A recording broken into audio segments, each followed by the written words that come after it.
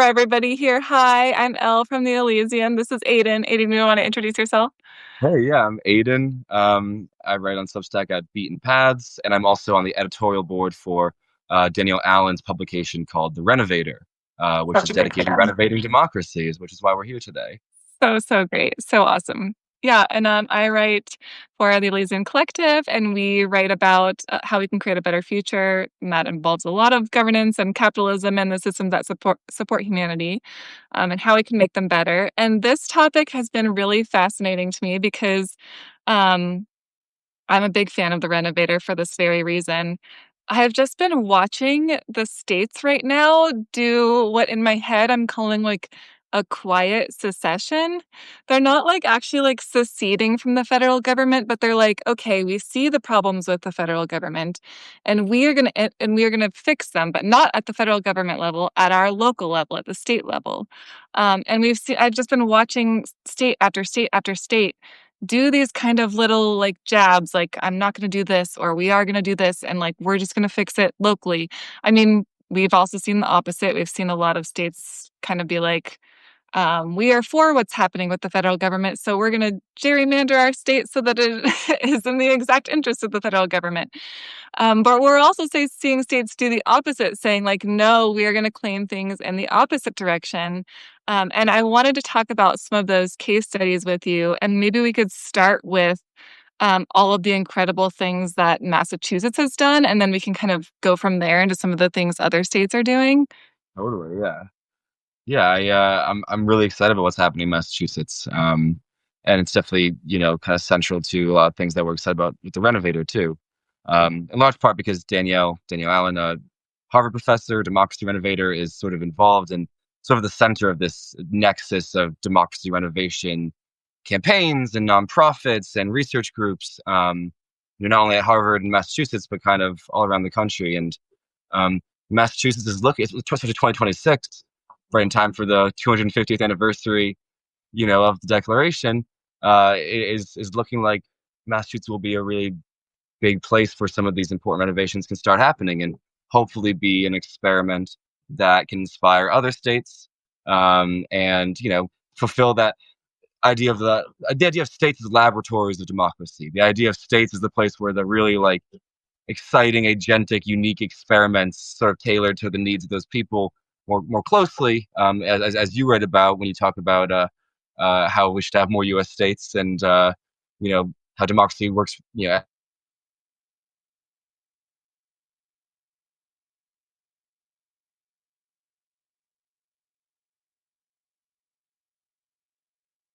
Oop, did we just drop Aiden a little bit there? Aiden?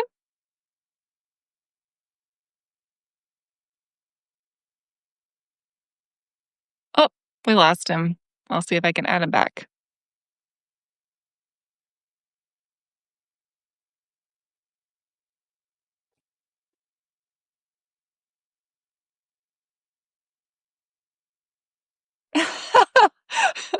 DJ, seriously, are we being censored right now? We'll see if he can hop back on for a second. I really want to ask him about Massachusetts because they're doing some really incredible innovations of their democracy. Um, let's see, there he is. You're back. I'm back. Yeah, I made the mistake of putting my phone in the direct sunlight, uh, and it was like you need to cool down. It like, just like had a temperature sort of like shut down. So that was a much mistake there. Um, Okay. my phone's sitting right in the direct sunlight on this copy of Tom Robbins' Another Roadside Attraction. Um, but now I'm gonna hide it in the shade down here. Um, everybody, hope you all stayed to tune in. um, but yeah, Cool. Yeah, can we start with yeah, what exactly Massachusetts is doing right now? yeah. So we have more ballot initiatives than ever before in Massachusetts coming in, for 2026 for voters to vote on, and a good like Yeah, it's a third of ton. them. How many is it? It's like let me find. I think it's like 50 something, 60. 50 or 60 ballot initiatives, and this is in one state, everyone. This is Yeah. crazy. and then like All in 16, one year. 18 of them are vaguely related to either democracy, systems and functions as such, or more tangentially just sort of about balances of power between local, state, federal government workings.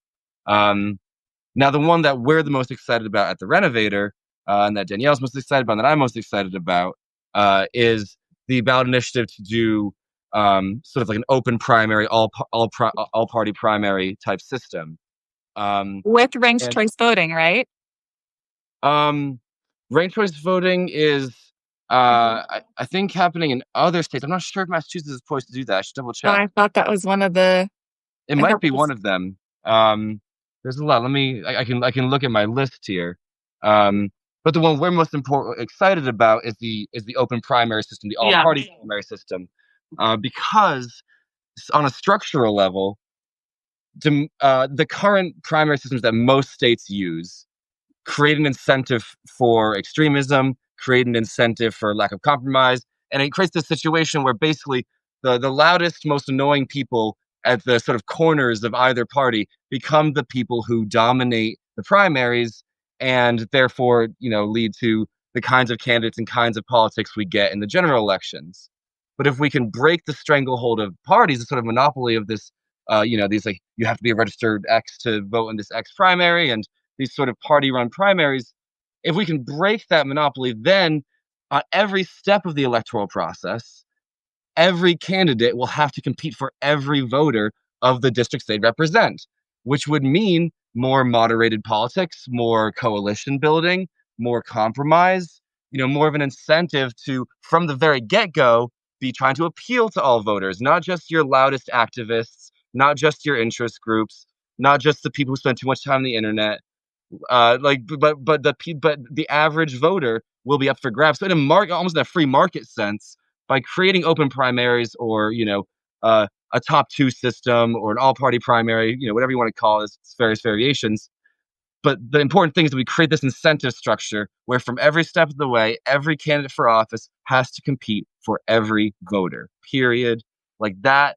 That at a structural level can have so many downstream benefits to our democracy, cooling the temperature of extremism.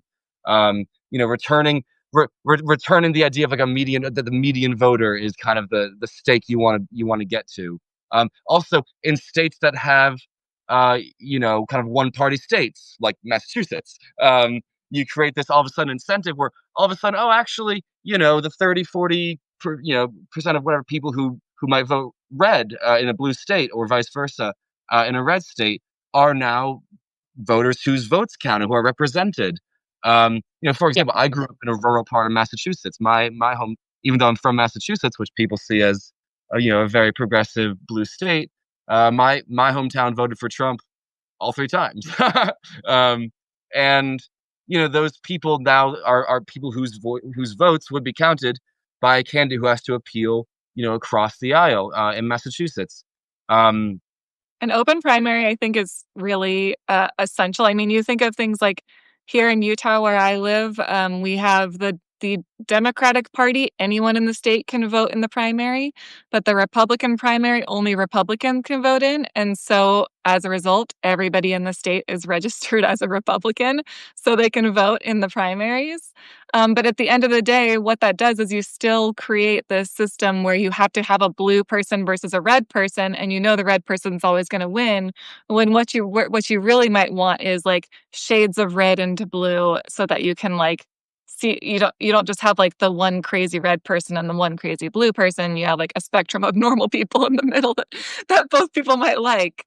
And we also saw this with New York recently, in the New York mayoral campaign, where we saw Cuomo run against Mamdani, and Cuomo lost, but then changed parties to an independent so he could like run again against Mamdani. I'm like, you already lost against Mamdani. You shouldn't be able to just change parties and run against him again. So this just like shows us that we need to be able to fix the primary system. And Massachusetts saying, okay, we're just going to have an open primary, all of it, and anybody can vote for any candidate, no matter what their party is. And especially if you were doing it in like a ranked choice kind of format, then you would be able to say, I like this person, this person, this person, this person, and the party is really irrelevant. which strikes Yeah. me as a really important thing. Totally. Especially in Massachusetts where, 50% or like 52% or something of our elections have been uncontested in the last whatever many years. Like people just don't even run because there's such an incumbency advantage. There's such a, one party kind of state. You kind of know how things are shake out. And so like the political talent leaves or doesn't run for office because it's like you have to wait for like 40 years to have to take a turn. So it's actually interesting though that this is happening in Massachusetts, and this illuminates kind of I think a really important point that Danielle Allen, the democracy renovator, hammers on. She published an article yesterday about this called tipping point states. So we all talk about swing states as like, oh, swing states are like the important thing to watch for how our democracy is going to go. But actually, this idea of tipping point states that Danielle's written about could be much more important on a structural level of how our democracy works over the coming decades. Because the tipping point states are the places where changes in how our elections work can actually happen. Ironically enough, the qualification to be a tipping point state, there's two. One is you have to be a pretty much a mono-party state, so Massachusetts in a blue way or Oklahoma in a red way, for example, and you have to have a ballot referendum process so that people can actually present changes to the state, constitution, the way things work, from the bottom up, from the people up. And so it's interesting that actually in these states like Massachusetts or Oklahoma, where you have kind of like it's going to be a red candidate or a blue candidate, it's actually almost sort of like safer, easier for these states to do these necessary renovations in how our democracy works in order to, deflate extremism and incentivize coalition building aka by doing open primaries, all party primaries, or like you've been talking about implementing ranked choice voting, another sort of moderating, connective, equalizing measure that kind of more fully represents the range of democratic opinion and forces coalition building and compromise. Um, states like that, because they know you have like a trifecta in, Oklahoma legislature or Massachusetts legislature, executive branch, etc. Um, you're almost safer because you're the sort of arms race Cold War of like two parties is less strong there. You're actually safer to, make this renovation of, hey, we're going to do open primaries because it's still going to be, a Democrat or whatever of some kind that wins Massachusetts. It'll just now be a more, a Democrat that has to listen to more people and takes a fuller range of the constituency's opinions into consideration. So it's a moderating effect on a one party state, and yet, ironically enough, it's only these one party states that seem capable of doing these kind of reforms. An exception would be Alaska. Alaska's kind of just capable of it because Alaska's built different. Alaska's really cool and like even it has a little bit more of like an independent streak and can implement a lot of these democracy renovations in advance. It's interesting that a lot of what we want to happen is following Alaska. Like Alaska's Hey, way out in front on what democracy. is Alaska doing? Well, first they did the ranked choice. They're doing the ranked choice kind of stuff that you want to do, and I believe they've also. And I should double check on this before I say it, but I believe they've also implemented the kind of the more open primary system we want. And they just have like this streak of like more interesting kind of compromising politics. I think it has a lot to do with the fact that if you live in Alaska, it's like whether you're right or left, you have some kind of libertarianness or liberalness, sort of in an old school way to you. So the coalition work kind of there just seems to work a little different, and they're open to a lot of renovations that and compromises and deal making that I think we'd like to see in other states around the country. So yeah, Alaska's been kind of Wow, out in front on that. that's cool. Yeah, I think why Massachusetts has been making so many headlines these days is because of I just looked it up, 47 petitions, 42 new laws that they're proposing for 2026 ballot, and 5 new constitutional amendments for 2028. So that is really humongous. And this is what I think is so interesting about this is I would imagine that this is a, reaction to the times. I don't know fully what was going on in the organization because this was, like, an organization that got together and was like, "We're gonna fix democracy in our state, and we are gonna make it better and more airtight and like, innovate it. Here's all the ways that we're gonna do that. We're gonna do a whole huge ballot initiative thing," and came up with that. Do you have any insight into, like, how exactly they created this? Like, what was this organization that put forth all of these ballot initiatives? Yeah, so there's sort of a network of democracy renovators. And again, it's all around the country, but in Massachusetts, particularly strong. And one of those reasons, although not the only one, is because Danielle Allen is working out of Harvard with her Democracy Renovation Lab, um, and putting out all these nonprofits like Partners in Democracy, which is does have more of like a national ambition, but it's strongest in Massachusetts and kind of uh, Partners in Democracy wants to do a lot of these renovation issues, and then Coalition for a Healthy Democracy, which you reached out to, I believe, which led us here, is much more of a campaign focused specifically on this sort of all-party open primary kind of top two renovation for Massachusetts in particular. We're really hopeful that this can pass next year. It looks like it'll at least get on the ballot. Looks like there's enough like energy and if they get enough signatures. There's a good chance it can get on the ballot. And then it'll be a question of can we, do the ground game kind of outreach because it is one of those things you have to explain to people a little bit. Like, okay, we want to do open primary, all party primary. Like, what does that mean? Like, why would that be good for us? Like, it's not a obvious, catchy sort of slogany thing.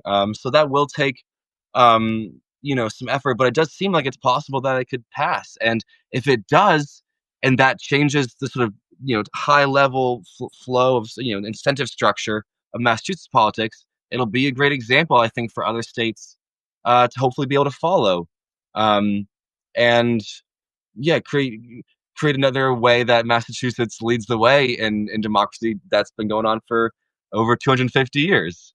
Massachusetts, we have the with license plates, the spirit of America.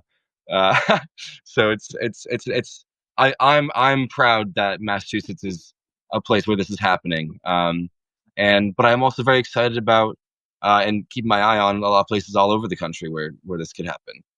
Like I mentioned, Oklahoma, it's got another a similar ballot initiative. Um, and it's cool to think of like these two very opposite states in many ways, almost on the same page in terms of like. Mm, we're losing you again.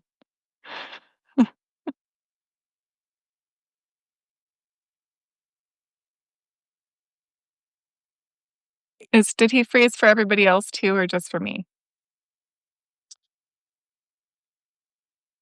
Oh, there he's gone. Okay. Well, I'll just continue on what he was talking about. I'll invite him back and he can join whenever. Because my state of Utah is doing some similar protests. I mentioned earlier on the call that Utah had um, has most of the Utah is registered Republican because you have to be Republican to vote in the primaries, and we're a red state. But in the last election, in the Trump presidential election, 33% of Utah voted for Kamala Harris, and 37% of the state voted for a non Trump candidate. So that's nearly 40% who are not like purely red of my state, but only 6% of my state are registered Democrat. And so the legislators in Utah said, we need to redistrict. We only have 4 Congress members in Utah. And right now, all of them are red. But if you look at how we voted in our last election, one of them should be blue. That's 25% of our candidates, and one should at least be competitive.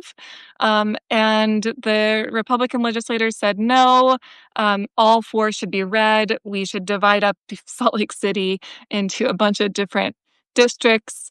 And well, I'll invite him again because he didn't answer. Um, we'll divide up Salt Lake City into a bunch of different districts, and the judge threw it out and said, "No, we can't have this gerrymandered map that makes it look like Utah is 100% Republican. It should represent how we vote." And so now we're in a process of coming up with a nonpartisan map. Sorry, I'm just riffing without you. I was just talking about Utah and how we've been like recently fighting back the gerrymandering initiatives here, and now we actually have a lot of momentum there, where our legislators are saying no, we're going to have a fair map. So for the first time, Utah could have after the midterms one Democratic Congress member when we've had four Republican ones the whole time. And this is democracy innovation happening in action. This is state at the state level trying to come up with ways that we can fight back. Yeah. Massachusetts is doing this really awesome. There were some other cases I wanted to talk about. We've seen, I have a little list here. New Mexico this year launched universal child care, which is so insane. They're the first US state to offer universal child care for children, children under 5. This is New Mexico taking it in their own hands to act like their own country. I mean, countries in Europe offer universal childcare. The US does not, but now New Mexico is. And they did this by taxing their oil and gas industry. They started 5 years ago and started accumulating those tax funds in like a kind of wealth fund. And now they have enough money in that fund to fund the entire state's childcare system, which is incredible. This is a state using their own resources and with limited budget, because most of our tax dollars go to the federal government, Yeah. to fight back against things that they think the federal government is not providing for, or that is, this is like they're like, in my mind, this is a quiet secession because they're choosing to act like a country. Yeah, it's like that fantastic essay you wrote about how U.S. states could operate more like EU countries in the sense of like kind of keeping more of their tax dollars within their borders, where they have a stronger sense of agency, a stronger sense of like what needs to be done. We're in places where national one size fits all solutions don't really work or serve people. There's a lot of states that would love to be able to provide more for their citizens and keep more of the tax dollars in state. Um, and like you mentioned, it'll take was the 16th Amendment, I think, Yes. some changes there, right? Yeah, to make that Totally. happen across the board. But it's cool that New Mexico is just kind of stepping up and doing a little bit of it on their own, on an issue that really matters, like childcare. Like that's such a barrier for so many people in the U.S. in a way that it's not in the EU. So that's really exciting. We've seen similar initiatives, even not even at the state level, but think about Harvard recently, fought back against the federal government's demands. The federal government was threatening to remove funding, which it did from a lot of schools, but Harvard fought back and was like, "No, we're not going to do that." And one of the interesting things that happened is that Harvard donors went big and and really invested in the alumni network, just like really invested in Harvard and was like, good, you don't need the federal government at all. Like here's funding without them. So we are like seeing these like movements start to fight back. I think there was a similar initiative to when the federal government cut scientific research funding early at the beginning of this year, and like 23 universities all banded together and said, we're going to like fund this together. Yeah. um, I think there's like so many examples of these like small communities being like, yeah, if the federal government even just fails and crashes and burns, we're going to like take it up at a community level, at a state level, and like provide these things in house. So I think that's really exciting. Yeah. It's sort of like a devolution of powers, Yes. which, there's been a story for the last, let's say, 100 years. We could probably draw it longer of sort of an increasing nationalization, on the federal level of American power.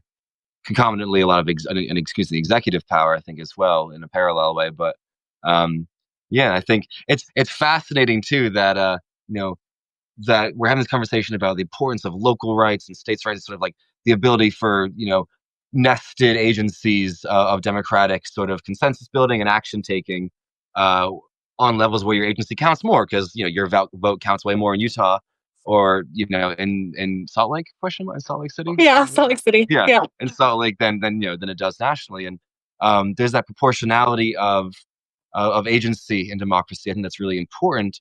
And I think also on a psychological, sort of cultural level, it's so important for us as humans to feel that we have the positive liberty to co-create our public life and co-steer our public life.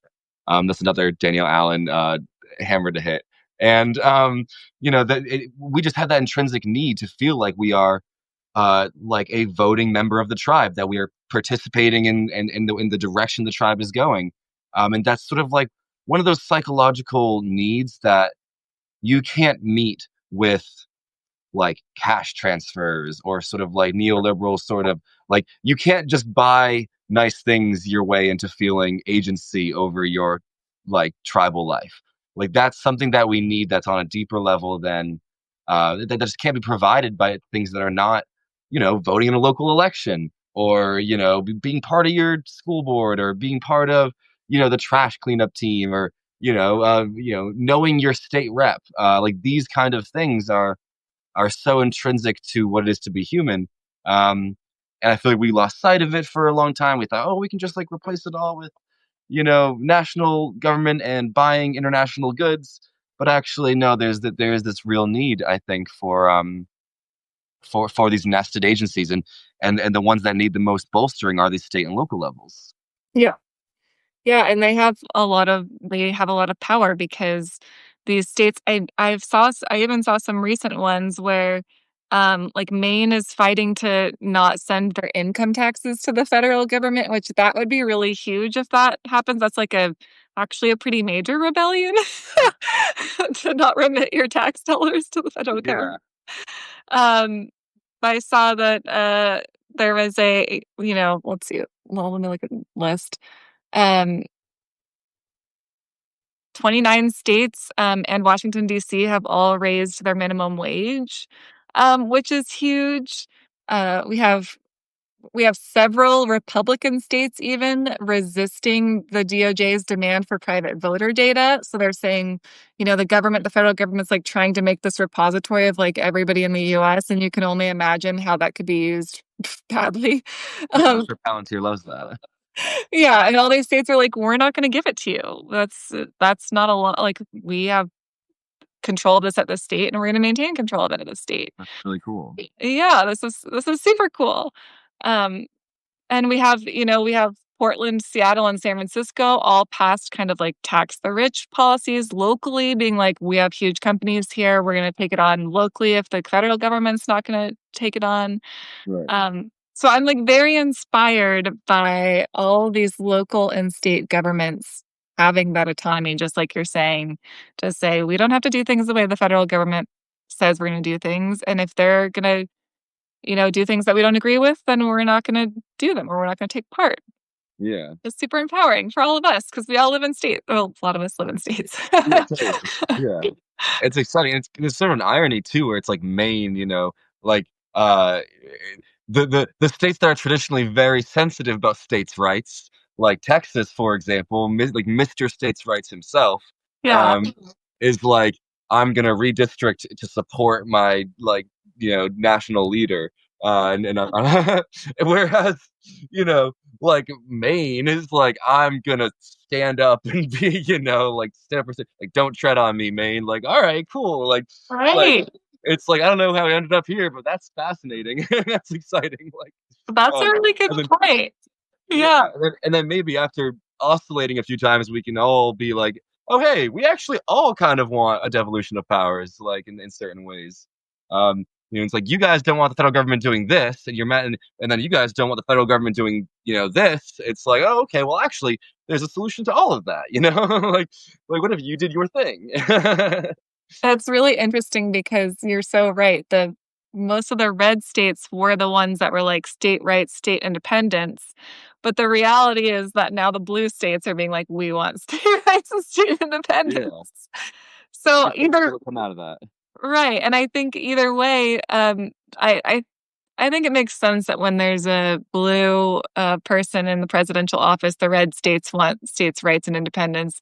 And if there's a red person in federal office, the blue states want state rights and states' independence. But we should be able to see that throughout all of the flip flopping that our country does at the federal level. It's not that drastic of a flip flopping at the state level, and definitely not at the local level. So I think we need to take advantage of that and Texas being like, "Oh, we're going to gerrymander so that it all votes for red." And California's response was like, "Fine, we'll gerrymander so it all votes blue." But they like they have to do that and cancel each other out to like be represented at the federal level, where if they didn't have to do that at all, they could easily California could easily represent California, and Texas could easily represent Texas Yeah, without needing the federal level at all. right. What are some of the other innovations that you've seen that has kind of made you excited? I know you cover this a lot at the Renovator. Yeah. Hmm. I I guess I'm pretty excited about um I'm pretty excited about the growing momentum around. I don't have a very good answer for you on a specific other policy that we're hammering because we've been focusing on the open primary thing right now, in various states. But what I can say is that I think what you're hosting right now is representative of this larger mimetic cultural shift that's kind of across the board, uh, that I think could last longer than this one seesaw whipsaw moment of, blue wants its rights because red's in charge. Like, I think there's a growing desire to have these powers be devolved in a way that can return a sense of agency to the local and state levels. And I think it's a vindication of what we I think our long-term vision at the Renovator is sort of this middle position between reform and revolution. I think there's on the left, there's all these debates all the time about, are we reformists or are we revolutionaries? Are we sort of moderate and fixing things piece by piece, or are we going to have the one big swoop that changes everything? And this is sort of a very classic debate on the left that gets into that narcissism of small differences that we love to kind of fight over and be like, oh, like you're not a real leftist if you're a reformist, or you're not realistic if you're a revolutionary. And as a side note, funnily enough, I think actually this like dichotomy is actually appearing more and more on the right as the right becomes more reactionary. So there's this sort of like growing neo-reactionary right where it's like they have the same almost eschatological, apocalyptic, like false hope that a lot of revolutionary leftists had, was like, oh, everything's sucky until the revolution. And one day the magical, almost like rapture revolution is going to happen. And then everything's going to be saved. We're going to be all fine and it's going to be great. Until then, everything sucks. I won't take any compromises or piecemeal effort. And I'm still not going to work for it myself until the glorious revolution happens. Um, when actually, what I think the Renovator represents as sort of a third way or a synthesis between reform and revolution, um, is the idea that no, on a practical level, we have to do the hard work of like, okay, there's a leaky roof. We need to fix the roof. We can put buckets under drips as long as we want, but ultimately we have to fix those structural things of like the roof needs to be fixed. And that's kind of like, open primaries is one of those structural examples, or ranked trace voiding. Um, but when you renovate enough, when you roll up your sleeves and fix the pipes and you fix the window and you add this new little cute gazebo side room and make the outhouse into a full bathroom that has a bidet and everything, like a Japanese bidet, like a wicked nice one. Like the sum total of all these renovations, of these reforms, is revolutionary because now you have a renovated house. Someone's like, taking you through the tour to sell you this house. Like, yeah, it's renovated. It's i.e. it's a whole new freaking house. Like, yeah, it's got some of the same bones as the old house, and it's got some same spirit in a sort of ship of Theseus kind of way. There's like an idea that's still here, but we've expanded it. We have a side room. We have rooms with nice windows for the new members of our family that we've given rights, and we have a better electricity for everyone. And like it's to not extend the metaphor too much, it's very empowering to do the little things of reform, the renovations, the hard little things, with a sort of mindset of that we're going to have a renovated house, an ideal democracy, an ideal of liberty and democracy that we're striving for, which is revolutionary. It's just our methods are piece by piece, boring, lame. I think we, the renovator, want to bring the sexiness back to the small little bits of renovation. The really lame, hard stuff of like, yes, we need to have ranked choice voting. We need to have an open primary system. We need to fix this incentive structure. Like when we do that cumulative enough, that's the actual way that real revolutions happen. It's not by pulling a rug all at once, but also we don't want to abandon the idea that yes, we have these high revolutionary ideals we want to strive for.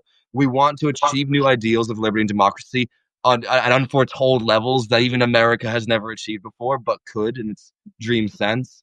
Um, and we get there by building the momentum of the little things. And we take on bigger projects, and then we redo the shingles, and then we add a whole new house. And at the end of the day, a renovated house is revolutionary. And I think that's the sort of synthesis of American pragmatism and American idealism. That's the synthesis of like the best of American philosophy. You get William James, the pragmatism, you get Emerson, the idealism, the dreams we're striving towards.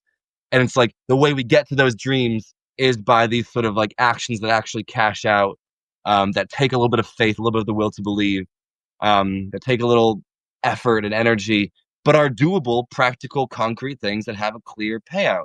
Um, and that's, I think, the third way. And I think that's the way that any kind of revolutionary change ultimately happens. It's through renovation. I am so here for that vision, and I love that metaphor. I don't even think we need to start with the little things like fixing the kitchen sink. I think we can, like, fix the whole house and do a major renovation right now without demoing it in the first place, Yes, and, we don't that's demo it.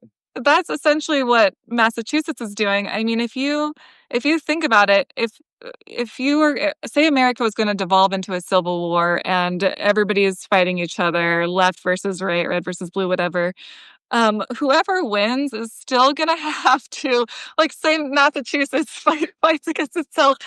Whoever wins the revolution in Massachusetts is still gonna have to sit down and say, what is the new form of democracy we're gonna implement now that we won? And Massachusetts is doing that without a revolution at all. They're saying these 47 things we want to do.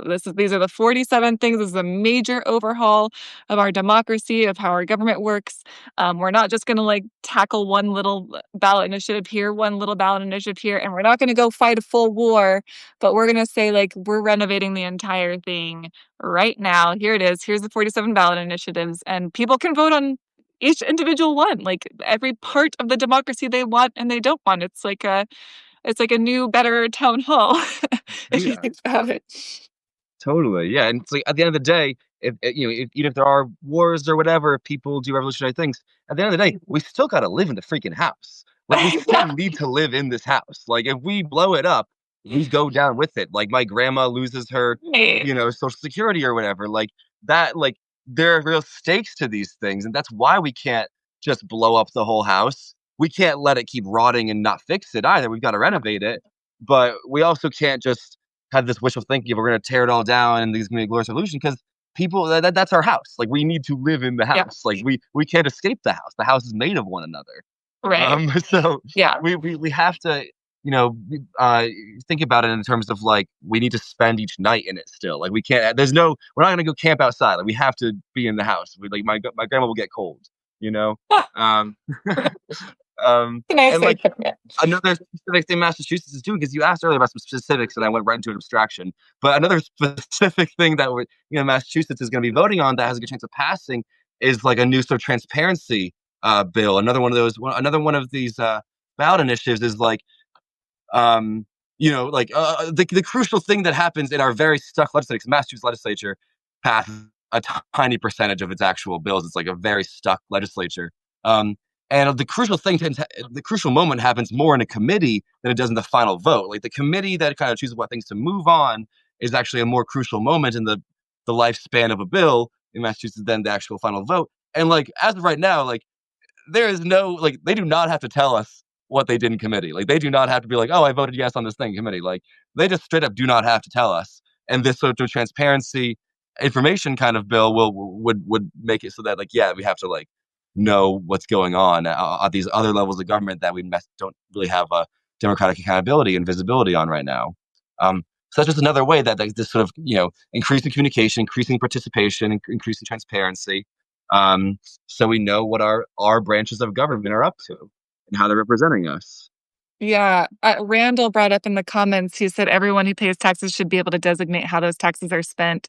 And that is something that happens at the local level. And I think, exactly to your point, Everybody who is sitting at home right now freaking out about the state of America and being like, we're falling into polarization and it's all leading towards civil war, all of these things. What Massachusetts is doing, that's from two nonprofit organizations, like you said at the very beginning. How many of us here, instead of sitting around and waiting to fight in the revolution, could instead go join a nonprofit locally or the organizing committee locally and be part of changing the legislation in your own state or your own city. Yeah. We don't have to sit around and wait for the federal government at the top to do something. And in fact, we have a lot of autonomy over our local governments. I started getting even more involved in my local government and didn't even realize how many things I could potentially be part of. I'm like taking surveys left and right on like what we could do at this park and like what we should do with all these like projects leading up to the Olympics here. And I've been getting really, really involved in that. And I think that's a really empowering thing for people to realize. I was even talking to somebody um, recently who said I like never vote for a candidate that I haven't met in person. Mm. I And locally, you can do that. It's such a small group that votes. I mean, I'm even sure that on these committees that I've been voting on what happens in our local parks, I'm sure I'm like one of 13 people or something that's filling that survey out. Your voice matters quite a lot, yeah. and you can meet those people in person. Our local city council just knocked on our door the other day, and we met her. So I think there's these ways that we can get involved locally to transform our government from the state level. And if you can join a local nonprofit that, like Massachusetts or like these states that are rebelling against the federal government with their own ballot initiatives, you can say, okay, this is how we're going to change things, and this is how we fight back by renovating, like you're saying, Yeah. instead of open rebellion. Yeah. Well, it is Totally. rebellion. There's such an important like there's a ratio, I think, that we all experience a ratio of um like information to agency. And I feel like in the modern world we're getting beamed full of like national culture war and national issues and global tragedies and all these things, and we have like absolutely no agency over those things. Like it's completely disconnected from us. It's just like a whole different world. Yeah, we're getting information about it. I feel like, we evolved to like work within a much smaller sphere of agency where it's like, oh, I've learned about the way this forest works, and now I can like more adeptly navigate my forest and get food for me and my friends and family. And it's like, the modern version of that, I think, is like working on your local school board and your local park committee, and like your voice and the information you learn about your environment directly translates to agency over it. And that is anti-nihilistic. That is empowering. That is like delicious for the soul. It's just very good for us to experience that. And I think when we live in a state of too much information about shit we can't do anything about, that's anxiety inducing on an individual and collective level. And action is the opposite of anxiety. Yeah, Um, that agency, yeah. beautifully said. I think one way that's helped me to focus on action and agency over this kind of alarmism and nihilism is changing my news source. Um, Mm, the news sources that most people are looking at and watching are national. If you remember, a lot of our local newsrooms were kind of canceled and defunded and yeah, kind of went on the wayside. But the downside of that is that now we just have this kind of feed of everything that's happening at the federal level, and we have very little knowledge of what's happening at the local level. yeah, I remember this being really prevalent during the pandemic because I live in Utah, which is a very outdoor recreation oriented place. And all of the news about COVID was coming from reporters living in New York, and they were having a vastly different experience different of experience. COVID Yeah, than yeah, in a very highly dense city where everybody's living in close quarters, and that people were filling up the all of the hospitals and everything. That was not the experience of Utah at all. So our news sources were showing us this kind of skewed vision of what was happening because it was based on the national level. Um, Now I follow States Newsroom, and I think the Renovator follows it a lot. I see you guys link to them a lot. But State Newsroom is incredible. They even have like if you go to the statesnewsroom.com, there's a map of the United States right there, and you can click on your state and it'll take you right to your state's independent branch of States Newsroom. So I follow the Utah State Newsroom, which is called the Utah News Dispatch. Each state has like a different name for their newsroom, but it's the political news locally. And all of it is very, very actionable. Like I can see everything that's happening on a state level. I've been, when they debuted all of our new maps, I instantly got an email about it and was able to like click a link right to all of the proposed districting maps, and I was able to like vote and provide comments on them. If I had been following the national news only, I would not have known that my state had a 5 day long window of vote on our district maps, and I would have missed it altogether and not commented. Um, Yeah, but instead, when you kind of follow these closer news sources, you can get involved very easily.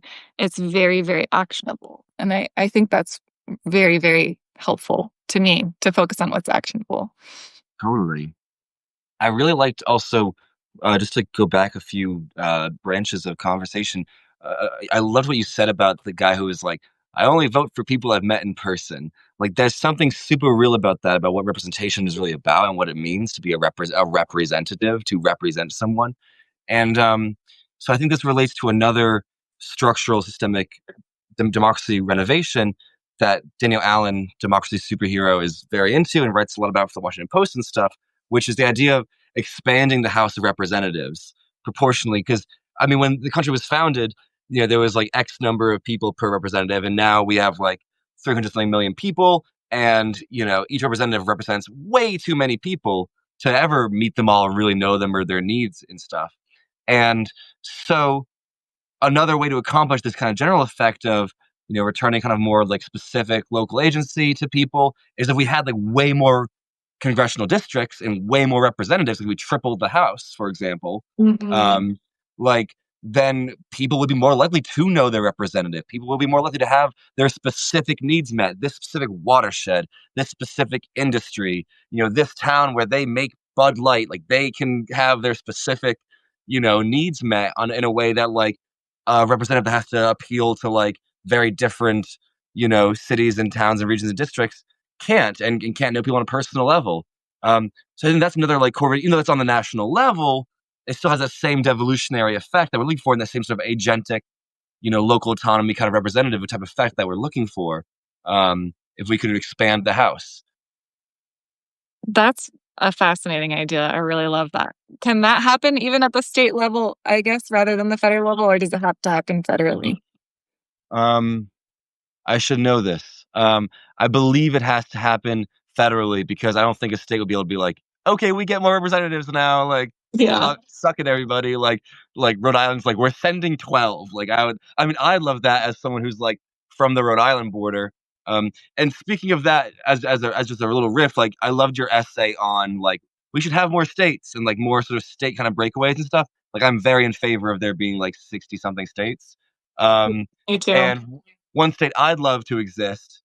Um, I have a lot of pet favorite states that should exist that don't exist, but my personal one is the state of Hope, or the state of Greater Hope, which would be Rhode Island plus Bristol County, Massachusetts, which is right next to it, which is this county of Massachusetts that, like, by all ecological, cultural, historical rights should be part of Rhode Island. It was originally part of Plymouth Colony, but Massachusetts Bay basically colonized Plymouth Colony. So it's kind of like a colonyception going on here. So like early 1600s stuff went down with the King Philip's War. Plymouth was decimated. Boston survived, and Boston kind of absorbed old Plymouth Colony.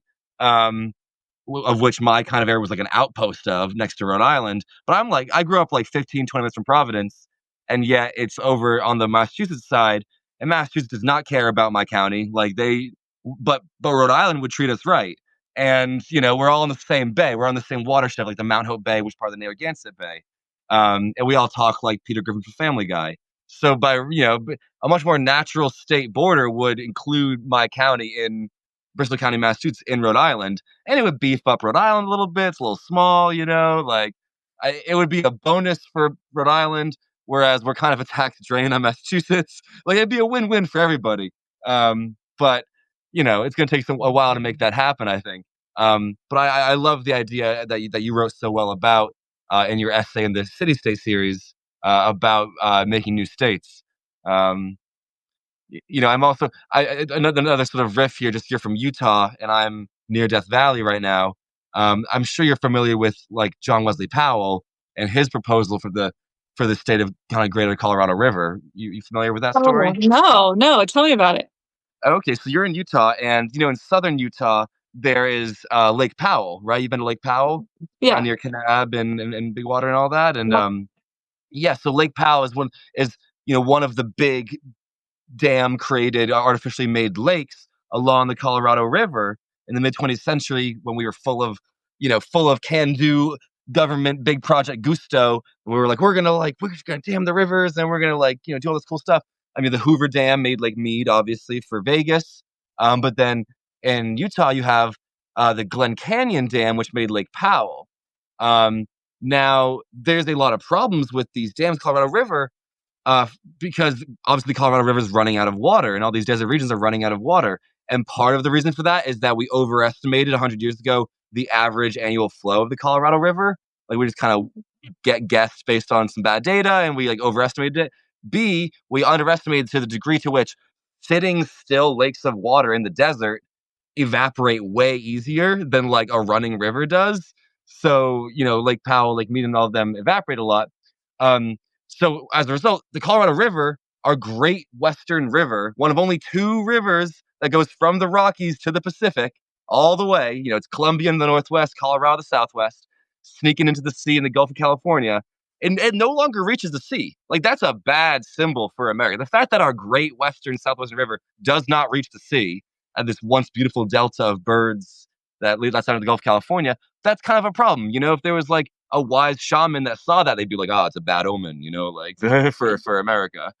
And the great irony of this is that we named when we built the Glen Canyon Dam and flooded Glen Canyon, which you said you were in Moab just this past Mhm. week. So, Desert Solitaire, Edward Abbey, Monkey Ridge Gang, the great Moab Utah Red Rock writer Edward Abbey, he was very, very against the Glen Canyon Dam. He said Glen Canyon before it flooded was like the Lost National Park. It's just as beautiful as the Grand Canyon, this like deep, beautiful canyon with green stuff inside. And we flooded that whole canyon to fill it up with water. Which I mean, it's cool that we can boat on it now, but it's drying. But like we killed all this ecosystem and all this rich stuff that was down there, and that was kind of like one of the great tragedies of the '60s environmental movement. One of the great losses was Glen Canyon Dam making Lake Powell. But the great irony is that Powell himself, John Wesley Powell, the guy we named this lake after, would have been entirely against the formation of this dam in this lake because John Wesley Powell was this wicked, cool, badass ecologist, scientist, soldier guy who like lost his arm in World War One and then like armless was like commissioned by the U.S. federal government in like the late 1860s, 1870s to raft the full freaking length of the Colorado River like from like its origins in like Wyoming, Colorado, and like the Green River and early Colorado, and down through Utah, and he became the first white man to ever you know paddle the whole Colorado River, and he mapped it out. It was one of the last sort of unmapped parts of the country because it was like the desert and it's harsh. And so he mapped out this whole land, and then he wrote a report to Congress. He wrote this like awesome, cute little report after he like one arm rode the whole like river, which is like insane. Like he was just one. He had friends, like he had friends rowing with him. But like imagine going through the Grand Canyon for the first time, just like raw dogging it one arm. Like that's so wild. Um, and he writes this very Story. detailed scientific report to Congress, and he's like, "Look, the West is entirely ecologically different than the East. We are used to in the East having abundant water. The Eastern United States is so wet. We formed our whole federal system in a wet context, and we need to rethink our whole federalism kind of thing for the West because the rest is arid and dry, and water is everything." And the only logical way, says John Wesley Powell to the US government, the only logical way to form states west of, that kind of line of dryness that's somewhere in the plains, is to organize states by watersheds. So John Mm. Wesley Powell proposed a single state of Colorado that like snaked from Wyoming down to the Gulf of California. And it would be the Wow. state of Colorado watershed. Like the watershed would define the state borders, which was genius and like probably right because he foresaw that if you create these competing entities and incentives fighting over water in the dry West, you're going to get problems. And that's exactly what happened. You have now in the last few years, Arizona fighting California, fighting Nevada, fighting Utah, fighting Colorado, fighting Wyoming for Colorado River water, which is drying up and scarce. And because you have this competition element to it, it creates a race to the bottom where everyone's going to keep draining as much water as they can. And it drains, and then no one has water, and then it drains the whole thing. And California's lucky that it had the sort of earliest rights, so it kind of is winning out over some other states, and there's like the lower Colorado compact and the upper. But regardless, just by creating that multi-state incentive right system, you create a situation where you're gonna run out of water. And so I think it's so yeah, I think there should be a state of Colorado, basically, like from up near you down towards almost near me. You know, and that's an example, I think, of the kind of like more creative. Uh, we're talking about like localizing autonomy. It's like, well, the ecology autonomy is another thing to kind of consider, like creating units of a social state that map onto the unit of like an ecological boundary. Kind of like relating to your terraform series there a little bit too. Okay, first of all, you're an amazing storyteller. That was a tremendous, amazing Powell story. Second of all, wow, your knowledge of my body of work is extensive, so thank you. Yeah, Elijah fan, dude. Here we go. And third, did you know that Hawaii used to be organized by watershed? Ahupua'a, the Yes, Ahupua'a system. yes, so Yeah. cool. Yeah, I learned more about it when I was there a couple of years ago, but basically I was on the island of Maui at the time, and the Kingdom of Maui, when it was its own independent, um, I guess you would call it a state maybe, but the island of Maui was its own autonomous kingdom, and they have two volcanoes, and each volcanic island was basically a split like a pie with the volcano in the center. Yeah. Yeah, so each state inside this country was from volcano down to ocean, and with the watershed in the middle. Which meant that each state had their own water, their own like desert, their own volcanic soil, their own like lush gardening area, their own coast for fishing, Yeah. which is a very cool way to organize things. I think this is actually what did they call that concept of organizing the states by water? Ahupua'a. It's Yeah, yeah, but Ahupua'a. there was a modern version though, for the whole US that used a different term. Oh. It was, I don't know. Yeah, I know the old one. I was on the Big Island last. I spent 6 weeks hitchhiking around the Big Island in 2024, and one of my drivers was like, "Yeah, this was all split up like a pie. It's the Ahupua'a system, and yeah, everyone yeah, had a water creek, and everyone had like every piece of biome, which is yeah. cool, especially because almost every biome is represented in Hawaii. I mean, you have desert and coast and mountain and everything, and um, that's another great example of like drawing social state boundaries around natural ecological boundaries in such an egalitarian way where like yeah everyone has a little piece of coast, everyone has a little piece of forest, you got the diversity of food sources and resources. Like it's a beautiful system the Hawaiians had. I think a really useful model for us in the 21st century, thinking about what Emily Austin would call our common pool resources, our CPRs, and how to create cultures that can ensure that we avoid the tragedy of the commons. Because the truth is, we like to think in the West, like, oh, like the tragedy of the commons is inevitable. We're going to destroy, or we just naturally destroy everything. Like, ooh, was that me? Like, when actually many cultures for many thousands of years in many different biomes in many different ways have worked out sustainable ways to make sure that they don't destroy everything and avoid the tragedy of the commons and culture and sort of religion, culture, stories, ways of acting together. that is the essential thing of like making sure that main lobstermen don't all kill all the lobster too fast. They have certain like ways of doing it that make sure that it's sustainable for everybody and avoid that classic tragedy commons problem.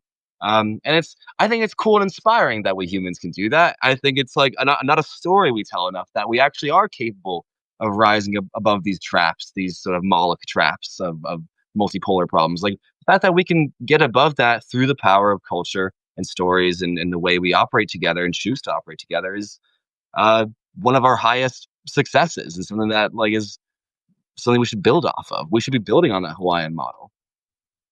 Do you think as we're talking about this, it makes me wonder if that would be fully viable to make decisions as a biome today? Like, I almost think the modern version would have to be city-centric because I don't know if there's a lot in common between everybody along the Colorado River, but there might be like uh, there is a lot in common with everybody who lives in Salt Lake, and then there's a lot in common with everybody who lives outside of Salt Lake, and then there's a lot in common with everybody who lives outside of Salt Yeah, Lake.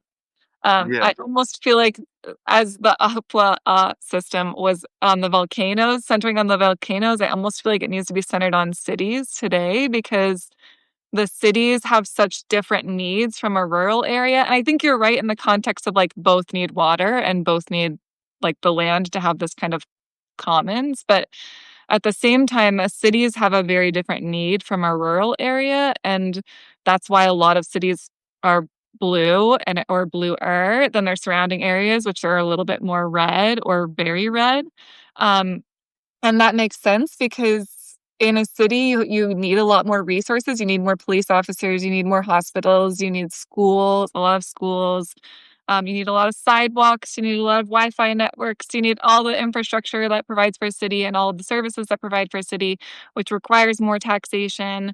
Whereas in a kind of more rural area, you have less of those resources, less school access, less, more homeschooling. You have more volunteer fire departments, not like staffed ones. You just have less resources, and so you could theoretically tax those areas less, and make them which makes sense why the surrounding outskirts of a city are usually more red because they want lower tax dollars, whereas a city needs more, those resources.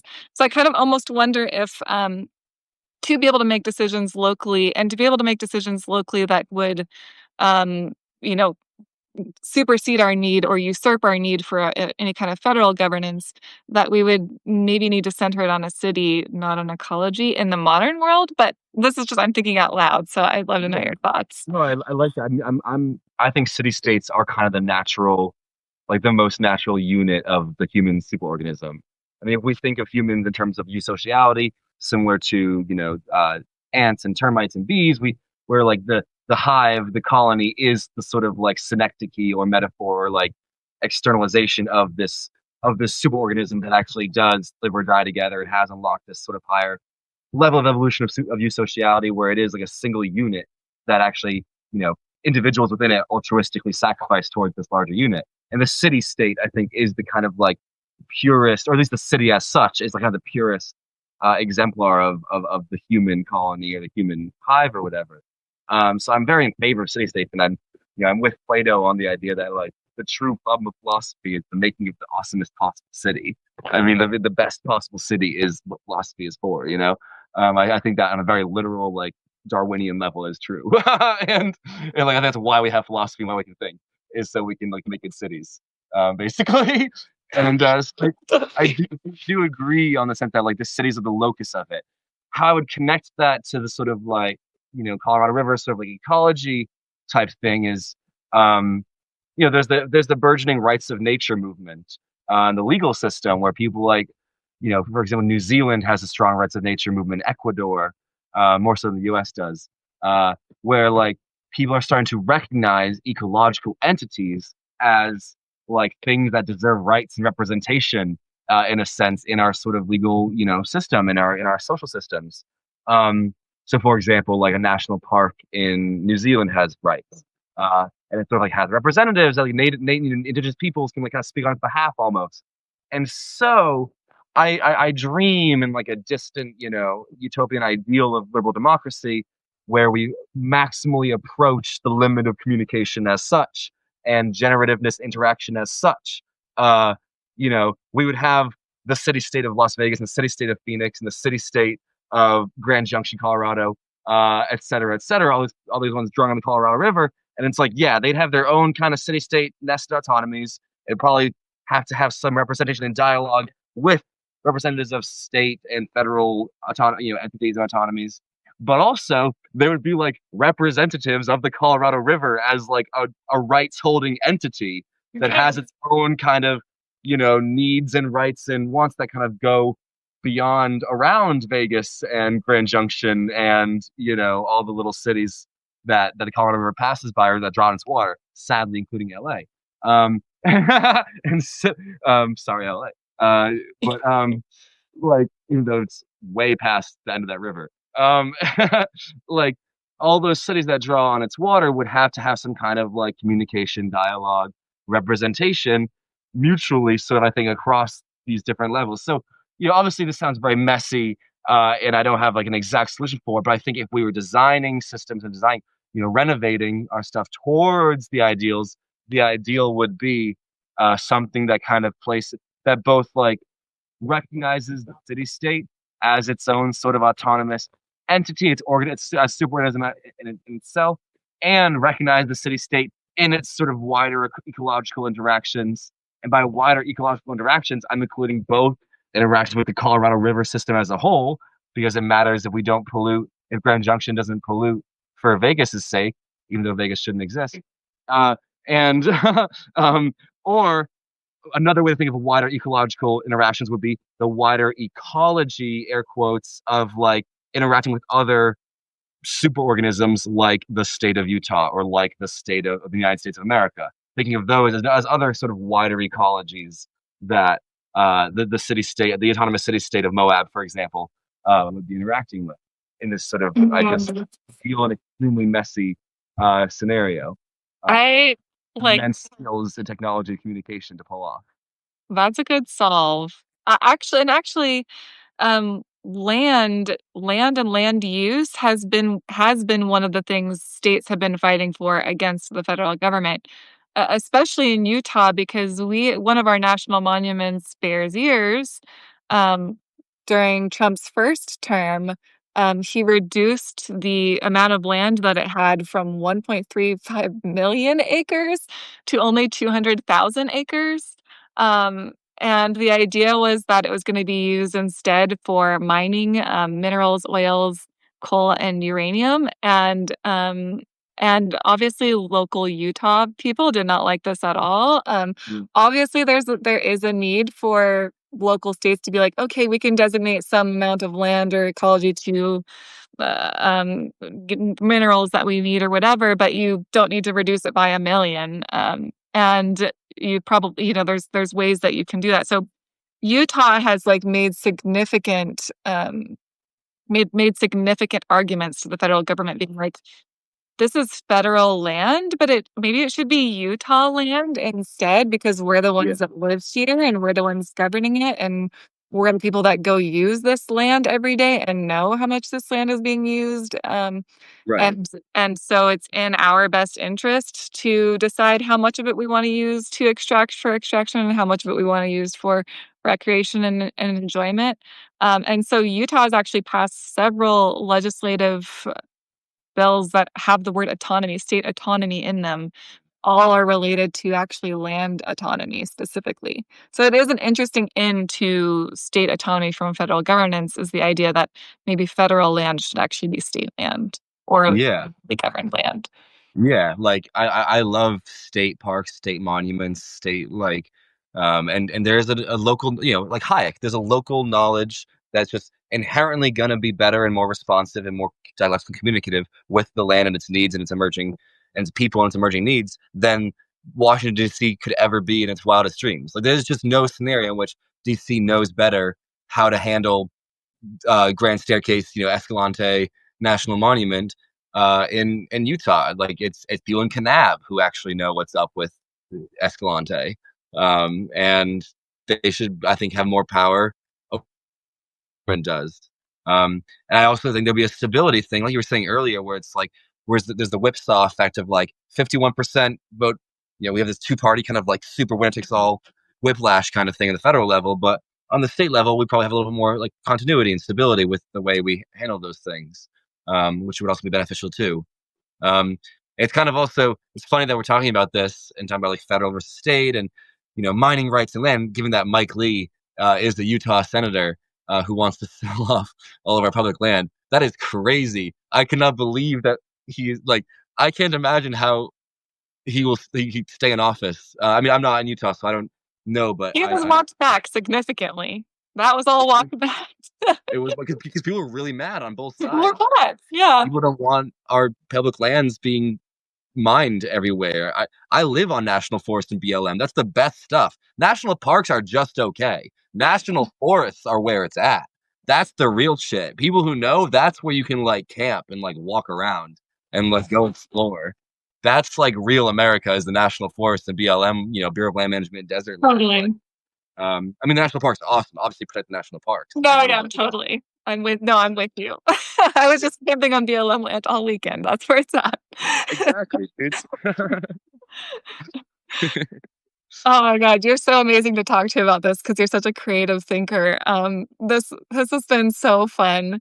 Do you have any final thoughts before we go on this kind of states fighting back against federal government and maybe where ideas we could do it?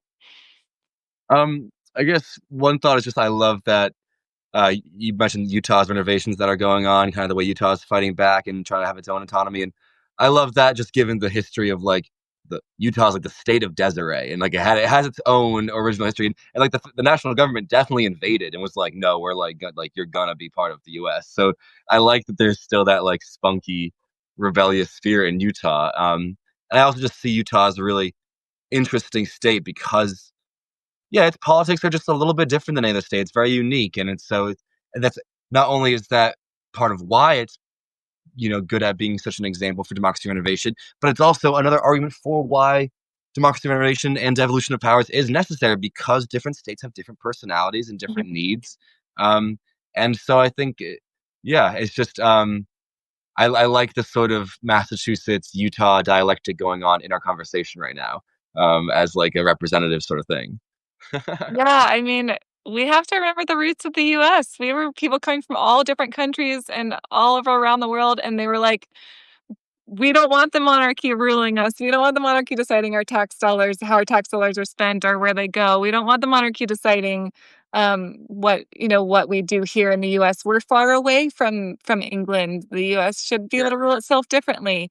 And I feel like now we're in this perfect position where we're being forced because the federal government is being drastically reduced and not providing for everyone's needs for states to be like to take that to the next level and say you're far away from us, you don't represent us, we have different needs from you, you're all the way in Washington and you have different things you want, and the local movement I think is where that happens. So Absolutely. it was I think fun to yeah, talk about that. it's fun talking with you about that too. I think I have one concluding thing to say. Yeah. With that, yeah. So I think, and this is just coming to mind because I wrote a piece about it like earlier this week, because I was writing about John Muir, thinking about John Muir, and I think that the story of American philosophy, at its best, at its like the best, sort of the one most worth holding on to, is this story of this dialectic or conversation between books and the land. It's Mm. written language. It's these books at Harvard and Cambridge, and this invasive species of the English language coming into creative, destructive, communicative dialogue with this new land that I had never encountered before. And of course, that story features a lot of destruction. There's a lot of like biodiversity loss, and there's a lot of destruction that's come with the invasive species of this English language on the continent. But also, there is this really, I think, valuable generative um, beautiful sort of organic growth here, symbiotic development here of like our best nature writers, our Emersons, our Mary Olivers, our John Muirs, our Rachel Carsons, our Robin Wall Kimmerer, Braiding Sweetgrass, where uh, the power of philosophy that makes the great state, the power of language and philosophy is allowing us to sort of consciously create a culture that can create states, create governments, create things that can be more symbiotically, growthfully, generatively, liberally in dialogue with the land. And I think that this conversation we've had here is a really great example of that, of like us, uh, using philosophy, language, conversation to figure out how to live more harmoniously and symbiotically and generatively, not only with one another, which is where democracy and statehood and governance comes in, but also with the land and with nature, sort of extending our ideals of liberty and democracy, not only through each other, through our states and our governments in ways that makes us more responsive, communicative, and transparent, and makes our governments more democratic, but also our relationship with the natural world more liberal and democratic. So I really like that this conversation pulled those threads out kind of organically, just because we both love nature, and I really like how that went. So I'm really grateful that we had this conversation. This was a very fun first Substack live Yes. for me. I know, it was such a blast. We should definitely do a print pamphlet together soon. I would love that. Would be awesome. Okay, everyone, thanks so much for joining us. We will post the recording shortly after, and I appreciate you joining us for the discussion. We'll see Thank you you, guys Emily. online. Nice to see you. Bye.